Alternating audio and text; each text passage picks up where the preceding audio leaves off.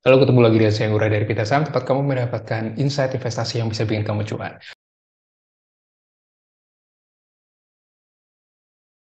Kali ini saya bakal bahas saham Harta Dinata Abadi atau HRTA, karena saham ini tergolong menjadi trending ya, trending topiknya. Saya cek di Google Trends, kemudian harga sahamnya sendiri juga naik 102% lebih ya di tahun 2000. Jika kita compare year to date-nya. Jadi kalau saya lihat ini, kalau kamu lihat di sini, harta Dinata Abadi itu sudah naik 30% kalau dari awal di IPO, karena IPO-nya dia di angka 320, jadi turun terus dan happening lagi baru-baru ini, jadi tepatnya di bulan Februari. Kalau saya cek chartnya ini bulan Februari, hari ini volumenya langsung tinggi banget dibandingkan sebelumnya. Ini kayak nggak ada kehidupan ya, tapi langsung melonjak. Dan kalau kita lihat year to date-nya memang sudah naik secara persentase pada saat video ini dibuat di angka 103%. Oke, kalau kita ngomongin harta Dinata Abadi, memang mereka ini bukanlah perusahaan yang memproduksi emas, dalam arti menambang emas kayak Antam, beda. Makanya kalau mencari pembandingnya agak sulit, karena emang satu-satunya emiten yang saya lihat fokusnya di perhiasan emas, jualannya perhiasan emas ya si Harta ini. Dan komposisi pemegang saham pun Eh, ini PT Terang Anugerah Abadi dan PT Asabri ada di sini sebesar 6,7%, sisanya masyarakat 22,5%. Tapi kalau saya cek lagi lebih dalam terkait dengan komposisi pemegang sahamnya, ternyata ada perubahan ya, dari PT Asabrinya sudah turun pemilik pemegang sahamnya sebesar 75% dibanding akhir tahun 2022. Oke, tapi PT Terang Argura Abadi tetap dominan, sisanya perorangan, dalam arti ininya ya, individual insidernya, dalam direksinya atau manajemennya.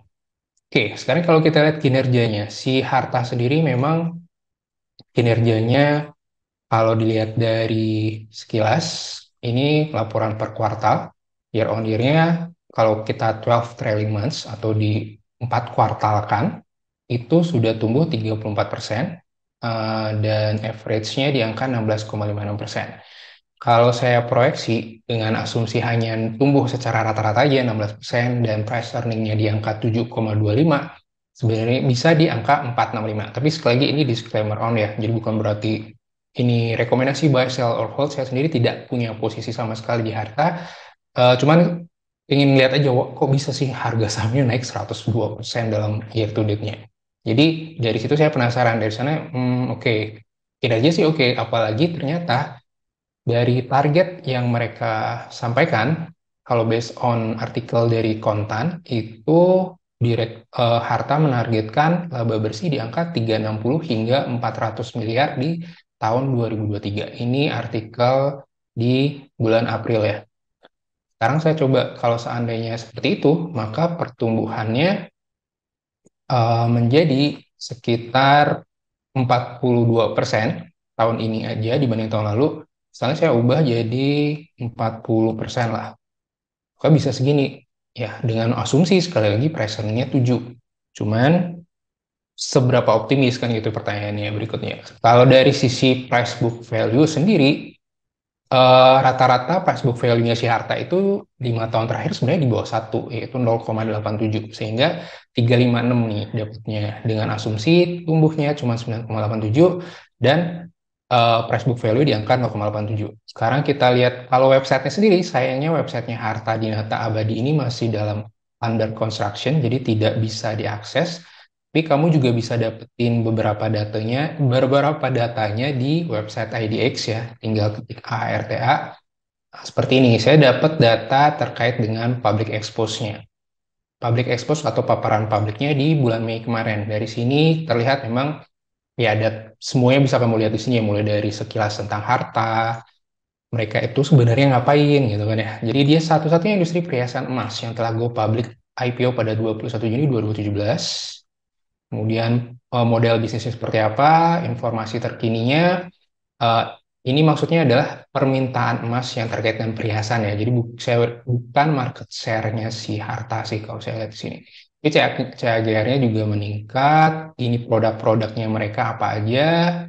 Dan mitra strategisnya omnichannel, jadi ada jualan lewat online juga, e-commerce, kemudian strategi bisnisnya juga bisa dilihat dari sini. Nah, kalau lihat dari ikhtisar keuangan kuartal satunya kan, oke, mungkin kita langsung aja jangan di sini ya.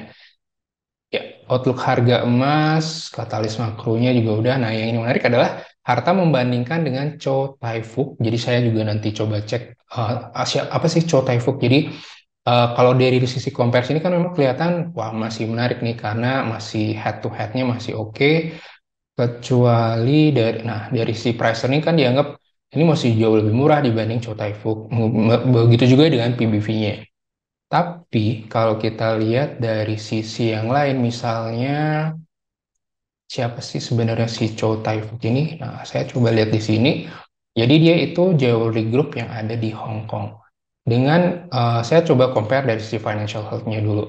Di sini memang terlihat Chow Tai Fook-nya memiliki debt to equity ratio yang di bawah 100% atau lebih besar ekuitas dibanding debt-nya. Sedangkan harta sendiri, menurut saya masih masih concern-nya masih atau risk-nya di situ. Debt level-nya mereka tergolong lebih besar dibanding debt utangnya mereka lebih besar dibanding ekuitas atau di sini kamu bisa lihat rasionya ya 127,6%.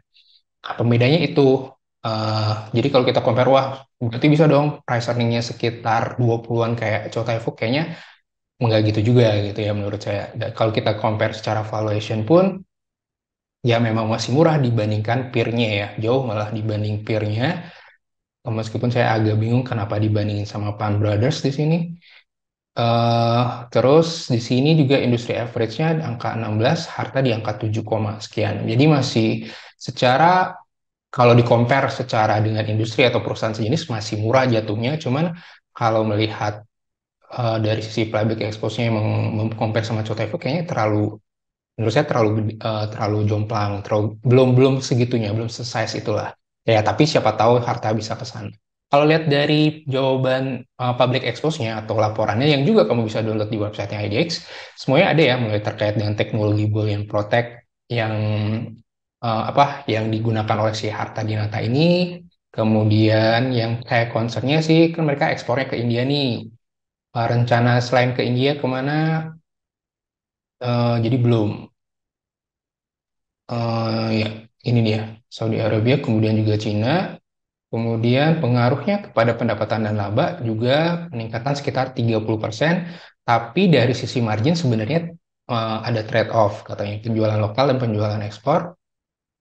Kemudian yang menarik adalah ini ya. Jadi antara volume dan harga yang mana lebih dominan secara presentasi terhadap pendapatan? Jawabannya volume. Dan repositioning branding dari si Harta sendiri adalah mereka memang lebih banyak ke kaum wanita atau perempuan yang namanya juga perhiasan emas ya. Tapi berusaha mengubah sesuai dengan yang terbaru. Maksud saya ada lifestyle dari sisi generasi Z, Y atau generasi apapun. Karena setahu saya generasi Z itu tidak terlalu sama emas ya. Mungkin saya salah tapi tolong dikoreksi. Oke, seperti itu. Jadi bagaimana dengan sisi teknikalnya? Dari sisi teknikalnya sendiri, kalau saya lihat Harta Dinata Abadi ini, ya agak ketinggian, udah ketinggian dari sisi stokastik RSI sudah kategori overbought, sehingga koreksi dulu. Jadi kalau kamu bisa mau ngincer, mungkin tunggu di harga biar lebih safe banget, tunggunya di harga segini ya, 356. Coba saya ulangi. Oke, tapi sekali lagi disesuaikan dengan profil risiko dan tujuan keuangannya eh, karena ini emang luar biasa ya naiknya tuh volume tuh kelihatan banget bedanya. Itu aja sih concernnya bahwa ada sisi rasio keuangan yang debt-nya mereka lebih besar daripada ekuitas dan ya, tapi potensi pasarnya kalau lihat dari penduduk Indonesia aja yang jumlahnya 270 jutaan ya gede jawabannya karena perhiasan emas ya. Dan satu-satunya yang IPO kan yang jualan tuh perhiasan emas. Tapi apakah bakal beli apa enggak? Oke, itu terserah Anda. Jadi karena saya tidak rekomendasi buy, sell, or sell. Oke, itu aja dari saya. Thank you. Jangan lupa like dan komen masukannya. dan semoga sehat dan cuan selalu buat kamu.